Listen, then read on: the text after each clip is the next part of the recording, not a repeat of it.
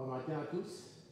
Ça me fait plaisir d'être avec vous ce matin, de nous retrouver ensemble comme tous les dimanches et de pouvoir célébrer notre Dieu, de louer, d'adorer, de glorifier notre Dieu.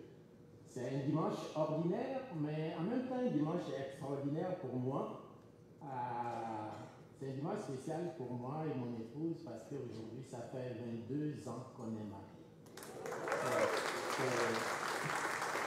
C'est un privilège.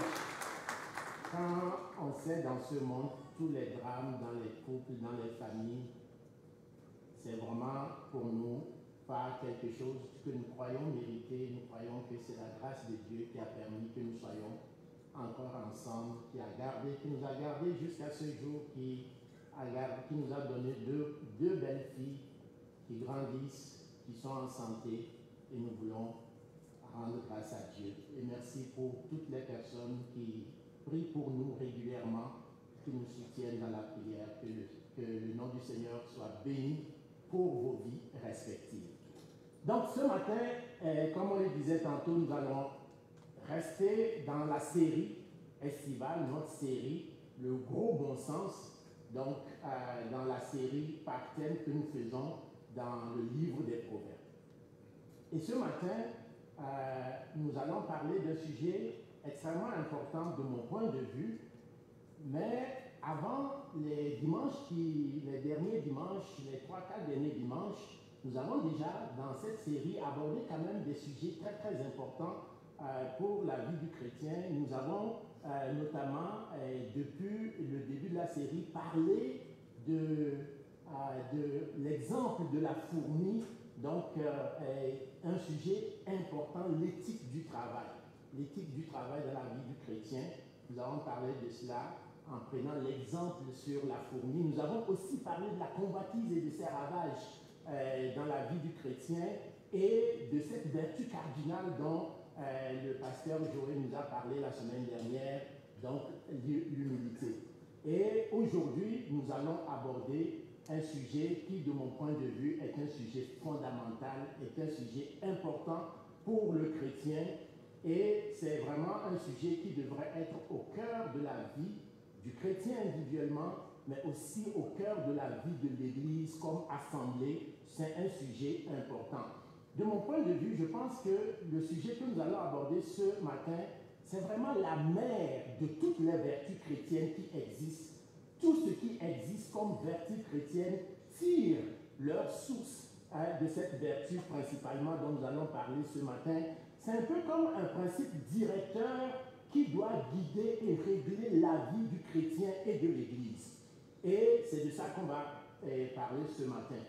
Mais il faut l'avouer, quand je me suis mis à réfléchir sur ce sujet, sur cette thématique, ça a été très très pénible pour moi de constater combien, quand on parle de l'intégrité, combien aujourd'hui je réalise combien il y a un naufrage énorme dans la société, un naufrage énorme dans l'Église et un naufrage énorme en ce qui concerne chaque chrétien individuellement.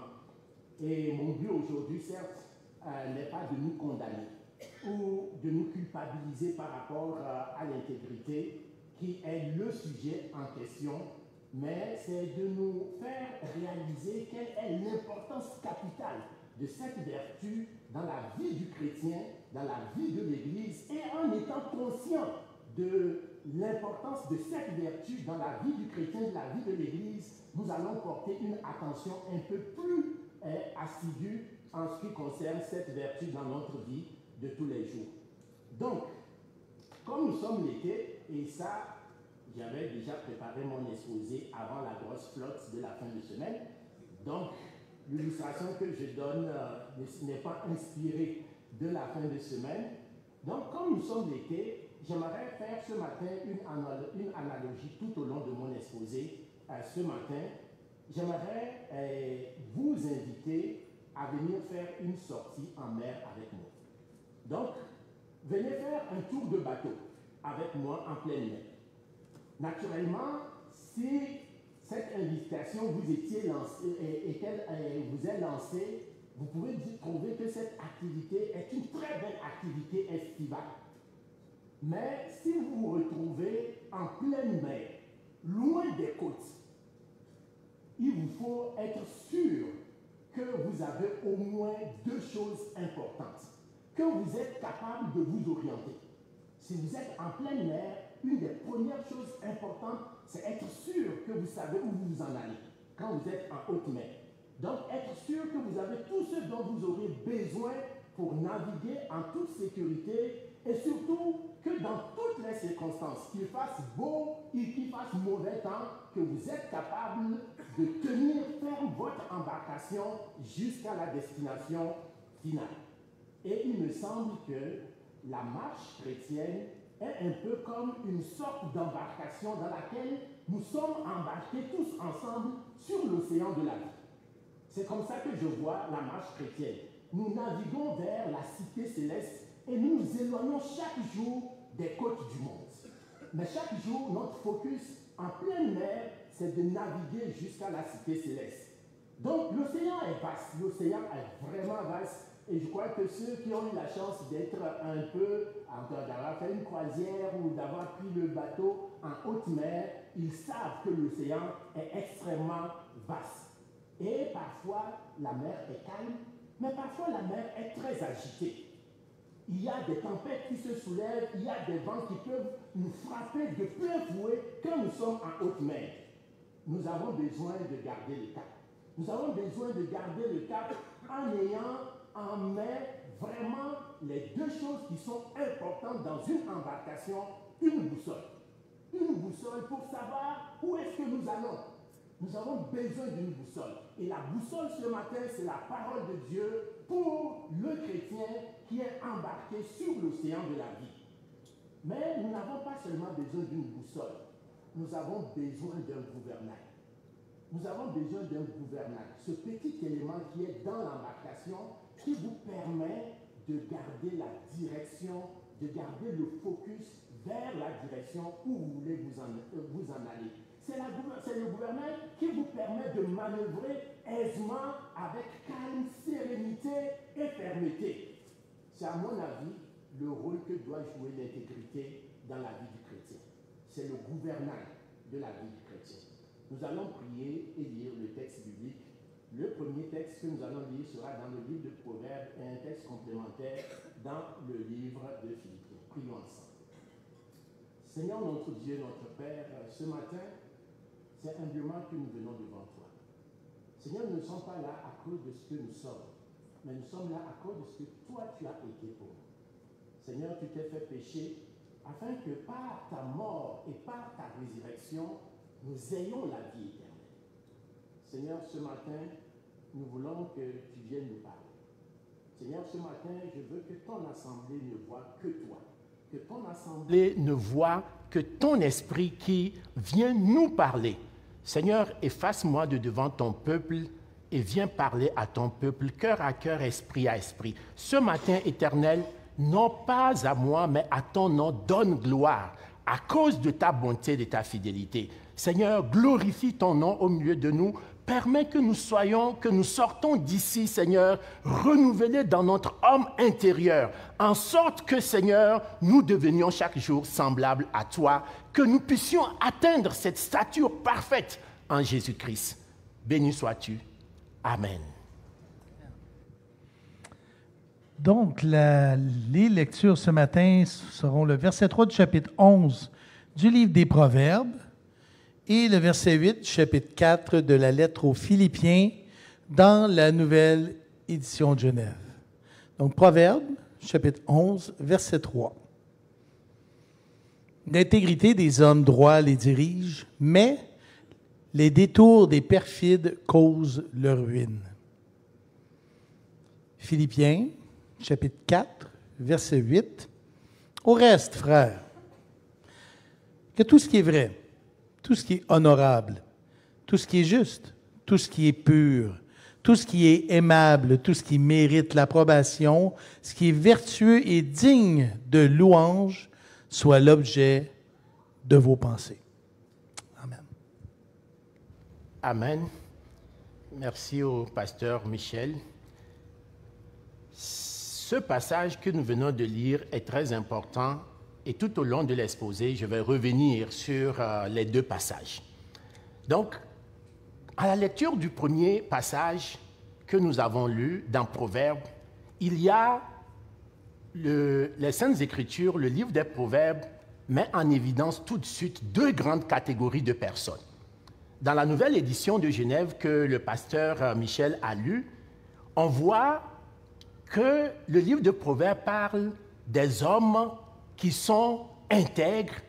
Ça, c'est la première catégorie de personnes, mais aussi les hommes qui sont perfides. C'est l'expression qui est utilisée.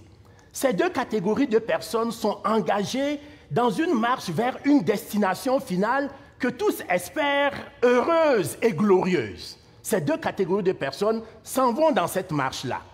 Mais il est évident à la lecture de ce premier texte que tous n'arriveront pas à la même destination. C'est évident dans le texte. Qu'est-ce qui fait la différence en réalité? Qu'est-ce qui fait la différence?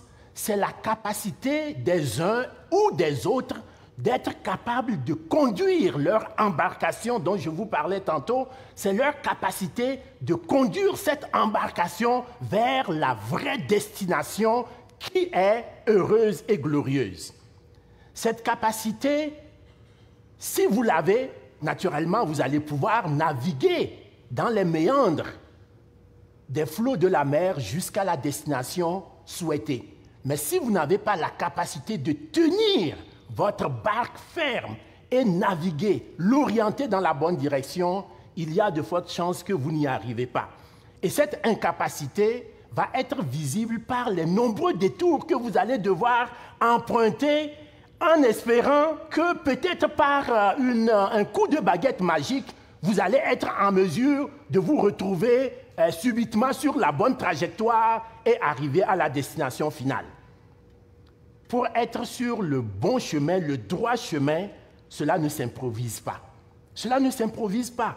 Il nous faut avoir les ressources, il nous faut avoir les moyens, la capacité de faire. Et cette capacité et cette aptitude-là, nous devons l'acquérir. Nous ne pouvons pas l'avoir, nous ne l'avons pas de façon innée. Nous devons l'acquérir. Cette capacité, c'est un legs que nous avons par héritage, que nous recevons. C'est quelque chose que nous avons reçu qui va nous rendre capables d'avoir la capacité dont nous parlons pour être capables de naviguer sur l'océan de la vie et être dans le droit chemin. Et cette aptitude pour le chrétien s'appelle l'intégrité. Voici comment je résumerai l'exposé d'aujourd'hui. L'intégrité est comme un gouvernail qui guide le chrétien vers la cité céleste. Jésus-Christ en est la source et le modèle parfait. La posséder nous évite des détours qui tous nous égarent et nous éloignent du chemin et de la vérité. C'est quoi l'intégrité pour le chrétien? Je résume encore notre exposé ce matin. C'est comme un gouvernail qui guide le chrétien vers la cité céleste. Jésus-Christ en est la source et le modèle parfait. La posséder nous évite des détours qui tous nous égarent et nous éloigne du chemin et de la vérité. Et ce résumé met la table sur mon exposé ce matin en deux parties. D'abord, nous parlerons de l'intégrité comme le fondement même de la vie chrétienne. Et nous allons faire ressortir le rôle que joue l'intégrité pour nous guider dans les nombreuses aléas qui jalonnent notre navigation en haute mer et comment, sans le gouvernail solide, nous ne pouvons vraiment aisément trouver notre voie et naviguer clairement vers la destinée finale qui est fixée. Ensuite, nous exposerons les nombreuses facettes de l'intégrité dans la vie du chrétien au quotidien. Je n'ai pas la prétention ce matin de faire une liste exhaustive de toutes les facettes que peuvent prendre l'intégrité, mais j'aimerais ensemble que nous puissions parcourir quelques exemples de manifestations de l'intégrité dans la vie du chrétien au quotidien. D'abord, l'intégrité comme fondement de la vie chrétienne. La vie humaine est comme un océan agité. Revenons dans mon analogie de tout à l'heure. La navigation en haute mer. La vie de tout homme que vous soyez chrétien ou non, que vous connaissiez Dieu, que vous ne connaissiez pas Dieu, est semblable à un océan agité avec tous les aléas et tout ce qui peut se passer sur cet océan. Nous sommes confrontés à toutes sortes de circonstances. Certaines de ces circonstances sont plus difficiles que d'autres. Quelques-uns vont se déferler sur nous avec une telle force, une telle intensité que Ésaïe même va utiliser des expressions très, très imagées pour l'illustrer. Dans Ésaïe 43, le verset 2a, il est écrit « Si tu traverses les eaux, je serai avec toi, et les fleuves ne te submergeront point. » C'est sûr que pour Ésaïe, les expressions utilisées ici sont davantage métaphoriques. Ce sont des métaphores qu'Ésaïe fait. Mais ce n'est pas toujours le cas. Et un autre exemple tout à l'heure va nous le montrer.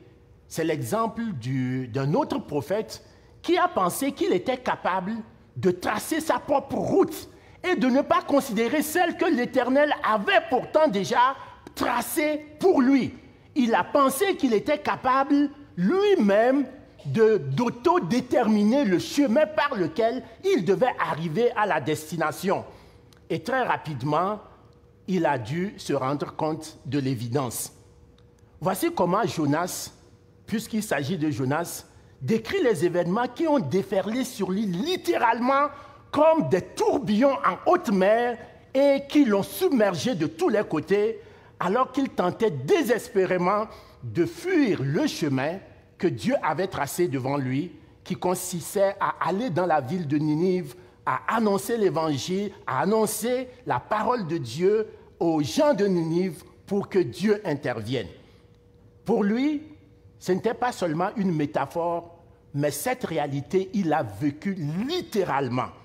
Voici ce que la Bible rapporte dans Jonas 2, 4 et 6. « Tu m'as jeté dans l'abîme, dans le cœur de la mer, et les courants d'eau m'ont environné. Toutes tes vagues et tous les flots ont passé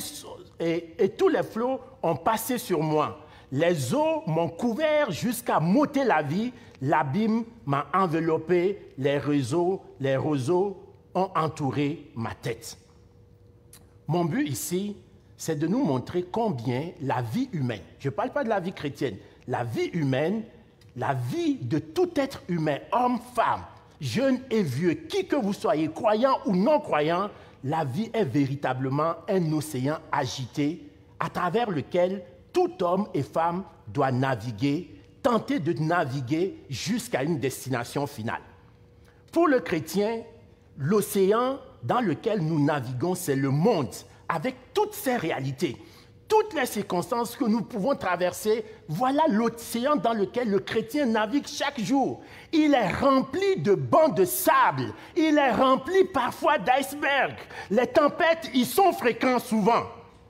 Même les navires les plus réputés, être insubmersibles, s'ils dévient de la voie navigable, ils peuvent laisser leur épave dans cette mer. Rappelez-vous du célèbre Titanic. Rappelez-vous du célèbre Titanic, réputé pour être le navire qui ne sombrera jamais. Et pourtant, vous connaissez tous ce qui est arrivé. La particularité de la navigation en haute mer, contrairement à la navigation, à la navigation routière ordinaire, c'est l'impossibilité de voir physiquement les voies, le chemin, les routes. Mais ce n'est pas parce qu'on ne les voit pas que les voies n'existent pas. Ceux qui naviguent savent qu'il y a des voies navigables et des voies qui ne sont pas navigables. Si vous êtes un amateur de bateaux, vous le savez. Ce n'est pas parce que les voies ne sont pas visibles qu'elles n'existent pas. Les voies maritimes existent bel et bien et sont même clairement identifiées.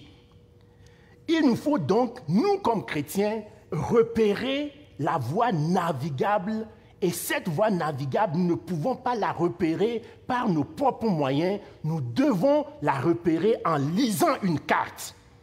Et la carte que nous devons lire, c'est la parole de Dieu. La parole de Dieu, c'est la carte qui nous donne les voies navigables que nous pouvons emprunter en haute mer. Et nous devons bien les identifier. Mais une chose est de trouver la voie navigable, mais une autre chose est encore plus compliquée, c'est de rester dans cette voie. Vous pouvez savoir que ça, c'est la voie. Mais avez-vous les moyens, les capacités de rester dans la voie? Il est donc plus important de maintenir votre embarcation dans la voie navigable. Et c'est ce que l'intégrité nous permet de faire. L'intégrité, c'est ça le moyen, la capacité que nous donne l'Évangile, la parole de Dieu, pour maintenir notre barque dans la voie navigable une fois que nous avons, grâce à la parole de Dieu, identifié quelle était la voie navigable. L'intégrité est notre gouvernail pour naviguer. Le gouvernail, c'est l'élément le plus important dans une embarcation. Elle assure 3 fonctions. La première fonction du gouvernail, c'est d'assurer la direction. La deuxième fonction, c'est de maintenir la stabilité. Et la troisième fonction, c'est de lutter contre ce qu'on appelle les forces latérales qui tentent de soulever l'embarcation. Voici les 3 fonctions du gouvernail. C'est exactement le rôle que joue l'intégrité dans la vie du chrétien. Notre intégrité ne vient pas de l'extérieur. Notre intégrité vient de l'intérieur.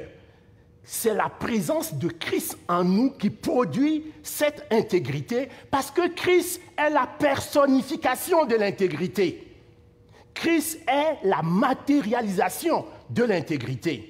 Voici comment Paul explique ce mystère, qui est la présence de Christ en nous qui nous rend parfaits, c'est-à-dire intègres en Dieu. Voici ce que Paul écrit aux Colossiens, au chapitre 1, les versets 27 et 28. Dieu a voulu leur faire connaître la glorieuse richesse de ce mystère parmi les païens, savoir Christ en vous, l'espérance de la gloire. C'est lui que nous annonçons, exhortant tout homme et instruisant tout homme en toute sagesse, afin de présenter à Dieu tout homme devenu parfait en Christ. Amen. Comment pouvons-nous montrer que Christ habite en nous? Si vous sortez de l'église, quelqu'un dit « Ah, vous venez de l'église de l'Espoir? Oui, ok. Vous venez de... Ah, ok. Vous connaissez Christ? Vous dites « Oui, je connais Christ. Christ habite en moi. » Et vous pose la question à $1 million.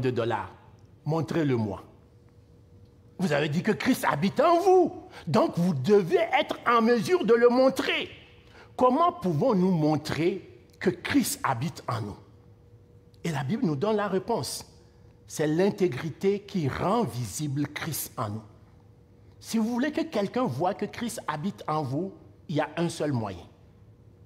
C'est l'intégrité qui le rend visible. Bien que Christ soit en nous, Christ doit être visible à l'extérieur.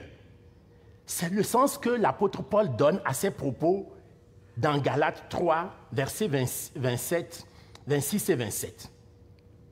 Voici ce que l'apôtre Paul écrit. « Car vous êtes tous fils de Dieu par la foi en Jésus-Christ. Vous tous qui avez été baptisés en Christ, vous avez été revêtus. Vous avez revêtu Christ.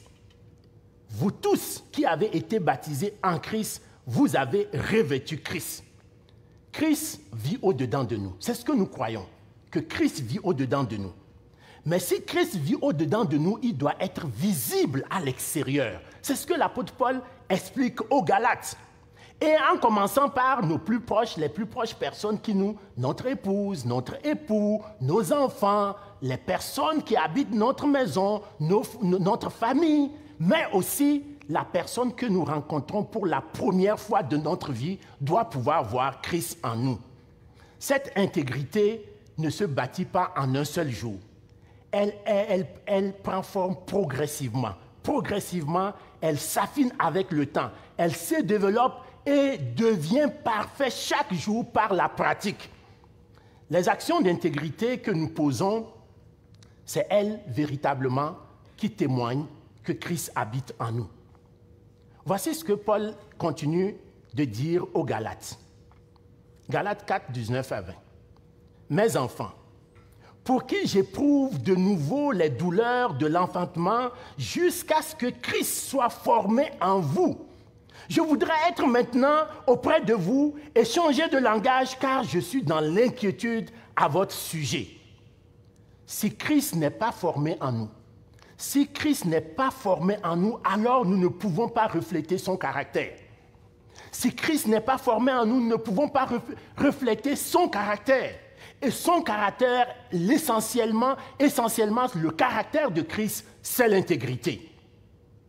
Si nous ne faisons pas preuve d'intégrité dans notre vie, nous ouvrons la porte à de nombreux égarements de toutes sortes et dans toutes les sphères de notre vie, que ce soit spirituelle, morale, éthique, dans toutes les sphères de notre vie.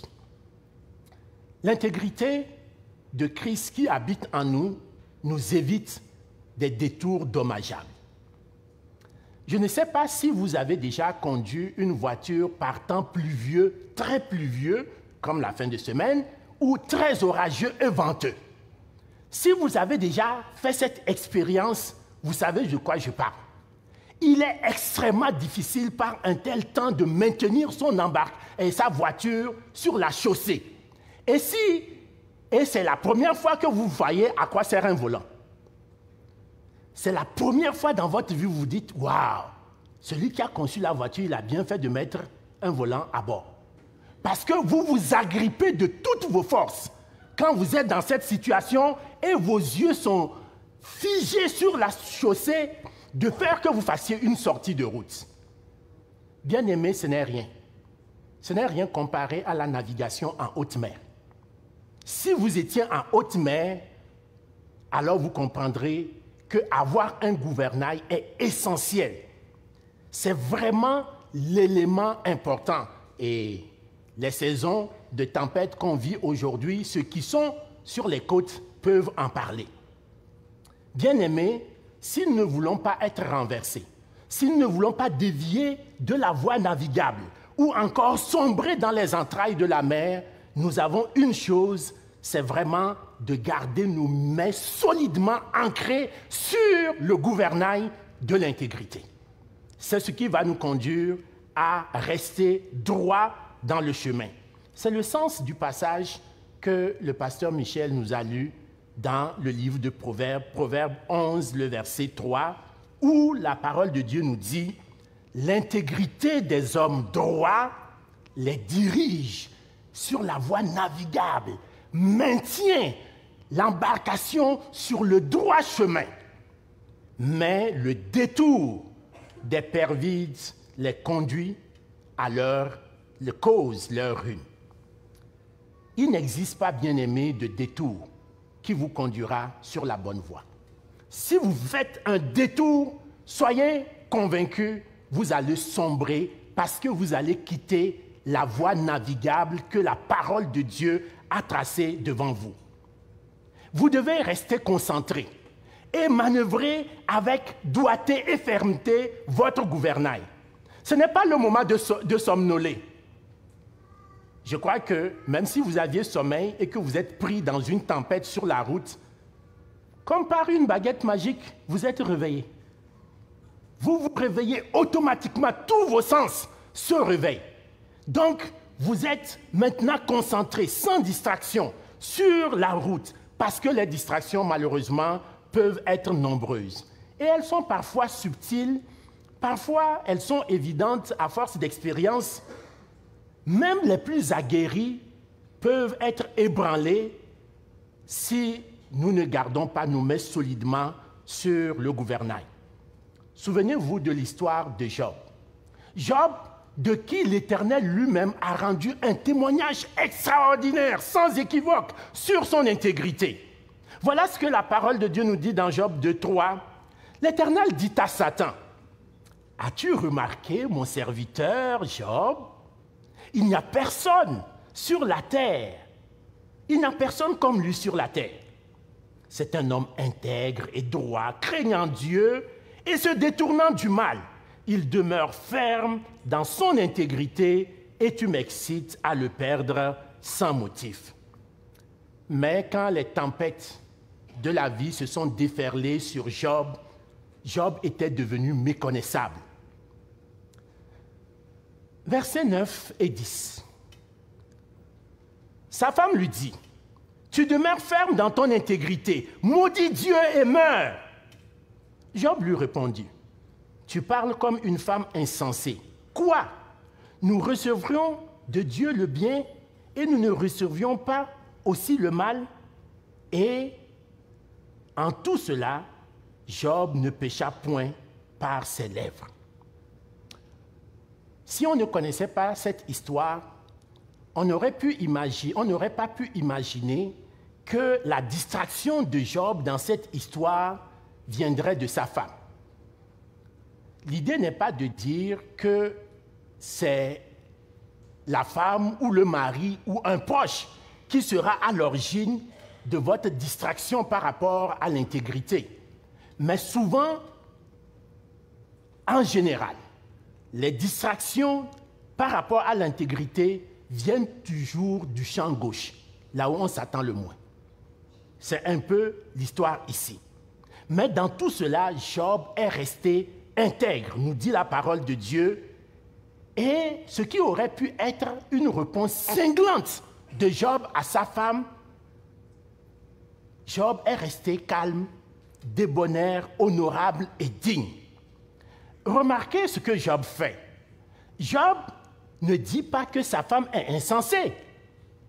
Job dit qu'elle parle comme une femme insensée. Waouh!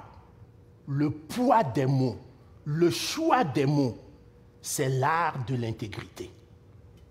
Être intègre, c'est prendre un pas de recul, c'est s'arrêter, c'est de ne pas réagir, c'est de prendre un pas de recul, d'utiliser le bon mot, de poser la bonne geste, de sortir la bonne expression pour dire ce qu'on pense au moment où on le pense et de la bonne et de la manière la plus claire, la plus plausible, la plus biblique possible. Voici l'art de l'intégrité. Nous allons en voir quelques exemples. Les multiples facettes de l'intégrité, c'est mon deuxième point ce matin. La difficulté avec l'intégrité, c'est qu'elle touche à tous les aspects de notre vie. Généralement, quand nous parlons et que nous parlons autour d'un péché, par exemple, c'est assez facile pour nous de comprendre ce qui nous est demandé, parce que c'est vraiment un seul angle que nous voyons à la fois. Mais quand on parle de l'intégrité, Dieu nous invite à faire un regard 360.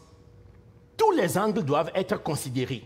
Christ nous invite à avoir une perspective globale sur la vie du chrétien.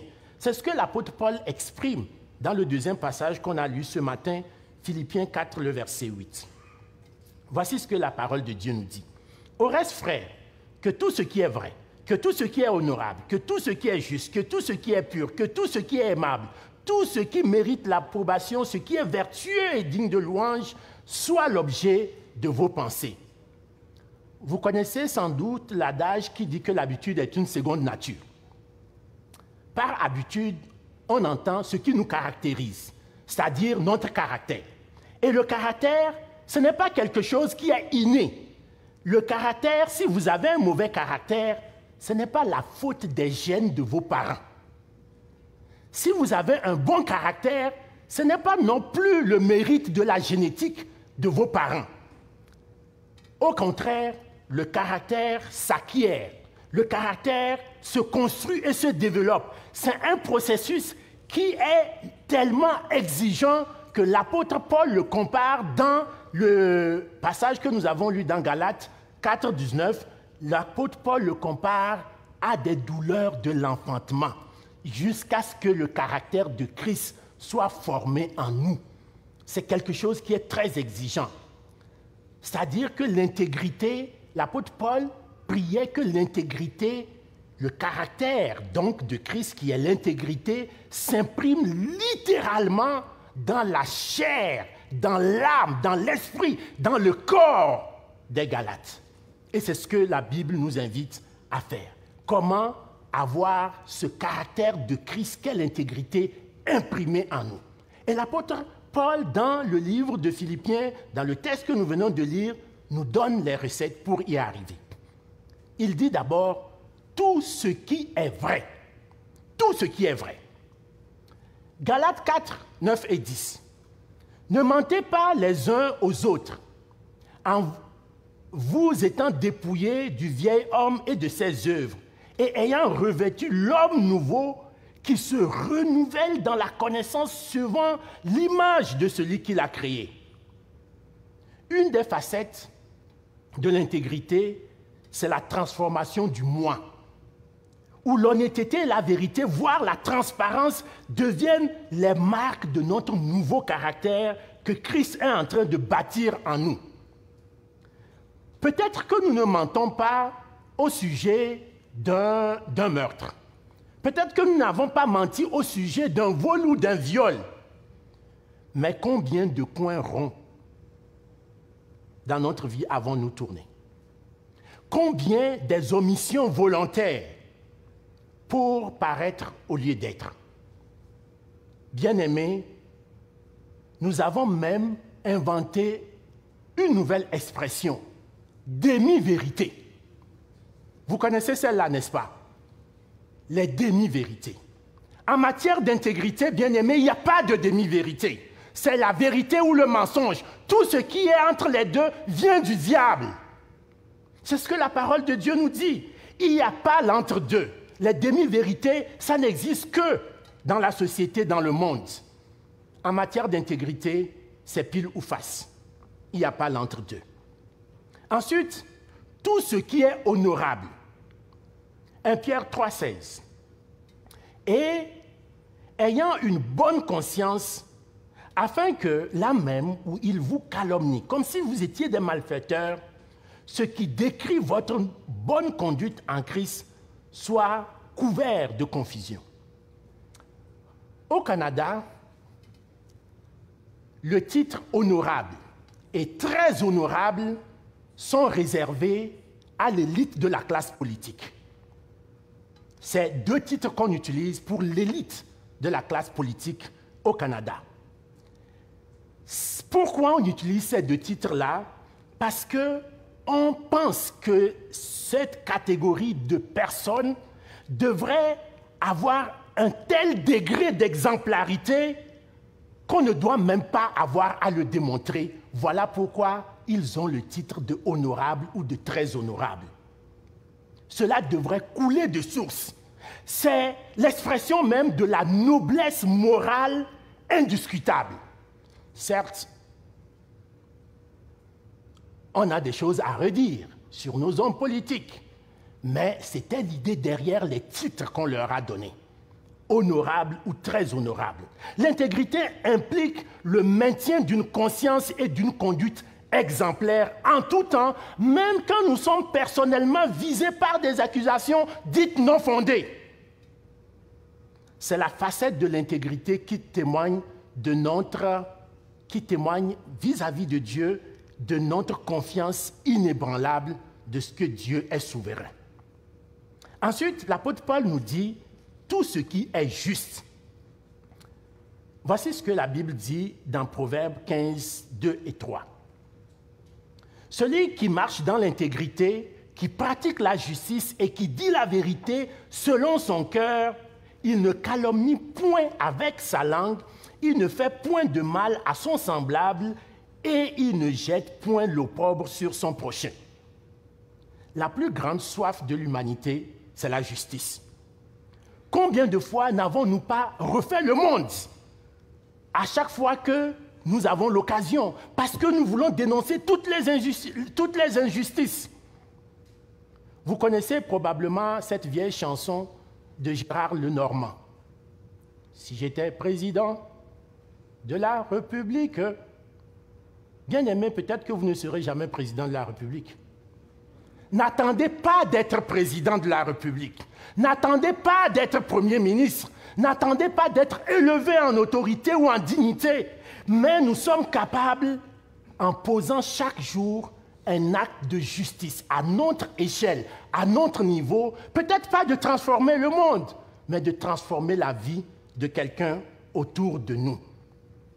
La droiture et l'intégrité sont indissociables. Elles sont reconnaissables par une vie irréprochable dans laquelle les actions vraies, sincères, sont cohérentes avec les motivations profondes de notre cœur. Quelle action de justice, bien-aimé, peux-tu poser cette semaine autour de toi qui ne changera pas le monde, mais qui transformera la vie d'une personne autour de toi? Ne nous cachons pas derrière cette rhétorique évangélique. La justice n'est pas de ce monde. Ça, comme Baptiste, nous sommes très forts. Oui, la justice n'est pas de ce monde. Mais ça ne vient pas de Dieu. Parce que si la justice n'était pas de ce monde, Dieu ne nous aurait pas appelés à pratiquer la justice. La Bible dit clairement, pratiquer la justice. Donc, la justice est de ce monde. Elle n'est pas au même niveau que celle de Dieu. Mais Dieu nous appelle, comme chrétiens, à être marqués par des actes de justice. C'est pourquoi la Bible nous invite à vivre et à pratiquer la justice. Tout ce qui est pur. Psaume 24, 3 et 4. Qui pourra monter à la montagne de l'Éternel, qui s'élèvera jusqu'à son lieu saint. Celui qui a les mains innocentes et le cœur pur, celui qui ne livre pas son âme au mensonge et qui ne jure pas pour tromper. La notion de pureté nous envoie à une chose qui est sans tache, à une chose qui ne peut pas se salir. C'est avant tout un état intérieur, c'est quelque chose qui se passe à l'intérieur. C'est celui du cœur qui se manifeste. Donc ça commence à l'intérieur et se manifeste ensuite à l'extérieur par des paroles qui sont des paroles de vérité, sans mensonge, par ce que le passage appelle ici des mains innocentes, qui sont des actions que nous posons, qui sont caractérisées par une vie sans duplicité. Un cœur pur est un cœur entier. On ne peut pas prétendre être intègre et vivre dans la duplicité. Ces deux choses sont contradictoires, sont incompatibles. Le mot intégrité a la même racine que le mot entier. Quelque chose qui est entier, c'est un tout. C'est quelque chose qui est indivisible. C'est quelque chose qu'on ne peut pas doubler. C'est ça, entier. Le mot entier et le mot intégrité ont exactement la même racine latine. Bien-aimés, Dieu veut que nous ayons un cœur entier, un cœur intègre, un cœur indivisible, un cœur qui ne vit pas dans la duplicité. Tout ce qui est aimable.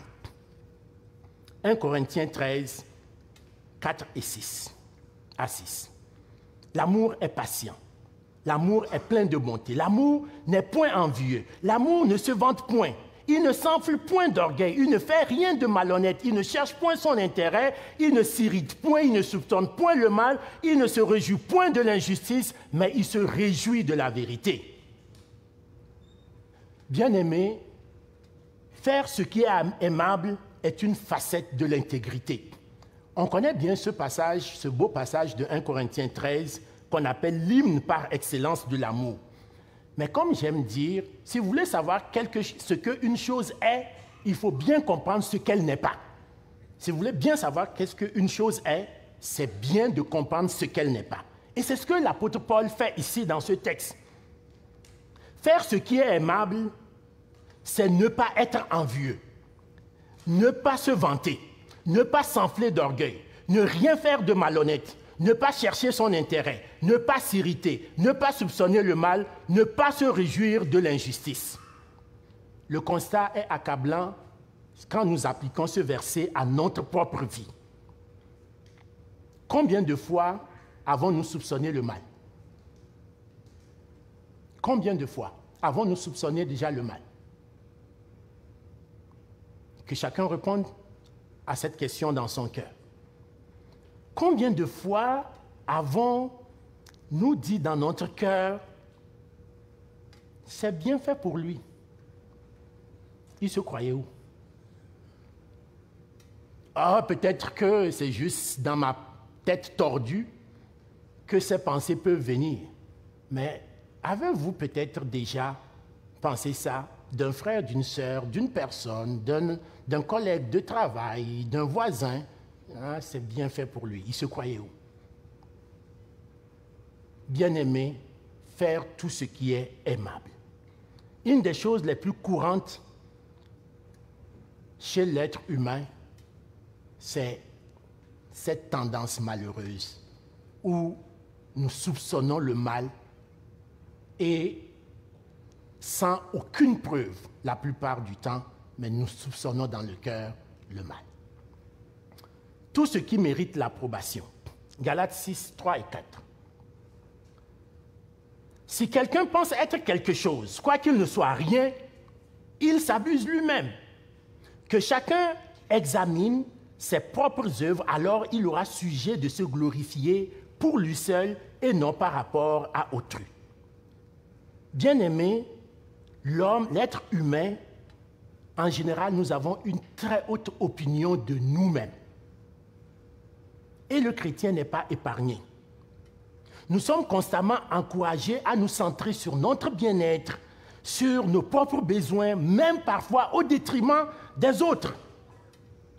Et comme nous n'avons pas de repères et que nous ne voulons pas avoir une référence absolue, la seule chose qui nous reste, c'est de nous comparer aux autres. C'est de nous comparer aux autres. Jésus, dans son illustration qu'il a donnée dans son enseignement, en illustrant le fait qu'un pharisien un jour est monté au temple pour prier, ce pharisien, quand il est monté au temple, il ne se réjouissait pas seulement des grâces que Dieu lui permettait de vivre, mais il se comparait à quelqu'un d'autre, notamment aux publicains. Voici ce que Jésus enseigne dans Luc 18, 11 à 12. Le pharisien debout priait ainsi en lui-même. Ô Dieu, je te rends grâce de ce que je ne suis pas comme le reste des hommes, qui sont ravisseurs, injustes, adultères, ou même comme ce publicain. Je jeûne 2 fois par semaine, je donne la dîme de tous mes revenus. L'intégrité, bien-aimée, doit au contraire nous pousser à faire un examen profond et accepter notre responsabilité en nous concentrant sur notre propre conduite et non par rapport à celle des autres. Enfin, ce qui est vertueux est digne de louange. Le psaume 119, le verset 1 dit « Heureux ceux qui sont intègres dans leur voie, qui marchent selon la loi de l'Éternel. » L'intégrité, bien aimé, peut sembler ne pas être très payant. Parce que l'intégrité, comme on l'a vu tantôt, pour que ce caractère de Christ soit formé en nous, ça prend de l'énergie, ça prend des sacrifices, ça prend des efforts. Donc on peut dire pourquoi se donner autant de mal. Ça ne semble pas très payant. En effet, si vous étiez pris en haute mer avec votre embarcation, vous agripper au gouvernail et tenter semble pas être payant sur le coup parce que vous voyez le naufrage se dessiner devant vous. Mais si vous restez ferme, si vous restez agrippé, c'est le seul moyen que vous puissiez retrouver la voie navigable et finalement vous retrouver dans une posture plus favorable vers la destination ultime. Donc, bien-aimés, courage. Il y a une fin. Nous allons arriver à la bonne destination. Être irréprochable et intègre devant Dieu nous apporte des bénédictions et un bonheur palpable que nous allons laisser derrière nous et dont le témoignage va résonner dans l'éternité. Comment pourrais-je conclure l'exposé ce matin? Je ne pourrais pas faire mieux que ce que l'apôtre Paul a fait après avoir donné cette liste dans Philippiens 4, 8. Voici comment l'apôtre Paul conclut son enseignement dans Philippiens 4, 9. Il dit « Ce que vous avez appris, reçu et entendu de moi, et ce que vous avez vu en moi, pratiquez-le, et le Dieu de paix sera avec vous. Prendre conscience que nous sommes appelés à une vie d'intégrité, à une vie intègre, qui se manifeste dans le quotidien par les nombreuses facettes que nous avons vues tantôt dans la liste qui nous est donnée dans Philippiens 4:8. C'est déjà le premier pas vers une vie intègre. Si vous voulez être intègre ce matin, j'ai une recette pour vous. À chaque fois que vous êtes devant une situation, posez-vous cette question systématiquement. Que ferait Jésus à ma place? C'est la seule chose qu'il faut faire. À chaque fois que vous avez une situation, que ferait Jésus à ma place? Naturellement, si vous êtes un réactionnaire, ça ne fonctionne pas, ma recette. Pour que ça fonctionne, vous devez apprendre ce qu'on appelle le calme. Parce que pour pouvoir répondre à la question, ça va vous prendre quelques minutes. Quand vous traversez une situation, vous dites « Que ferait Jésus à ma place ?» Et vous prenez un pas de recul. Et vous dites « Que ferait Jésus à ma place ?» Seigneur, que ferais-tu à ma place? Et quand le Seigneur vous répondra, pratiquez-le et le Dieu de paix sera avec vous. Amen. Voici le résumé de notre exposé aujourd'hui. L'intégrité, je demande à l'équipe de musique, de louange de revenir, l'intégrité est comme un gouvernail qui guide le chrétien vers la cité céleste. Jésus-Christ en est la source et le modèle par excellence, parfait. La posséder nous évite des détours, de nombreux détours qui tous vont nous égarer et nous éloigner du chemin et de la vérité. Et si vous voulez savoir quoi faire dans l'intégrité, j'aimerais qu'on nous remette l'image. J'ai essayé de faire un nuage de mots de tout ce qui est dans l'intégrité. Bien aimé, c'est 360. Tout. Et j'aime comment l'apôtre Paul l'a amené. Tout ce qui est, tout ce qui est, tout ce qui est. Il n'y a que le mot tout. Bien aimé, c'est ça l'intégrité. Que le Seigneur nous aide parce que nous sommes faibles. Nous ne sommes pas capables par nous-mêmes de garder nos mains. Ce que nous demandons ce matin, c'est que le Seigneur littéralement vienne scotcher nos mains au gouvernail de l'intégrité et que cela nous permette de rester sur le droit chemin jusqu'à la destination finale, la cité céleste. Prions le Seigneur. Seigneur notre Dieu, merci pour ta parole ce matin et ta parole est la vérité. Merci Seigneur ce matin de nous avoir instruits, de nous avoir, Seigneur, encouragés dans notre marche au quotidien avec toi. Seigneur, ce n'est pas par notre force ni par notre sagesse, mais c'est par ton esprit. Seigneur, ce matin, s'il te plaît, viens à notre secours. Fais en sorte que nous sortions d'ici en n'étant pas accablés, en n'étant pas confus, en ne sentant pas une certaine culpabilité de ce que nous réalisons combien nous sommes loin de l'intégrité, mais que nous sortions d'ici en étant régaillardis, en étant de nouveau boostés, en étant conscients que parce que toi, tu es l'intégrité par définition et que tu habites en nous, que ton caractère va s'imprimer littéralement en nous et que ce caractère va se manifester au quotidien dans notre vie au travers tout ce qui est vrai, tout ce qui est honorable, tout ce qui est aimable, tout ce qui est juste, tout ce qui mérite l'approbation, tout ce qui est digne de louange, que tout cela va se matérialiser au quotidien dans notre vie. Éternel, pas à nous, mais à ton nom ce matin, donne gloire à cause de ta bonté et de ta fidélité en Jésus-Christ. Amen.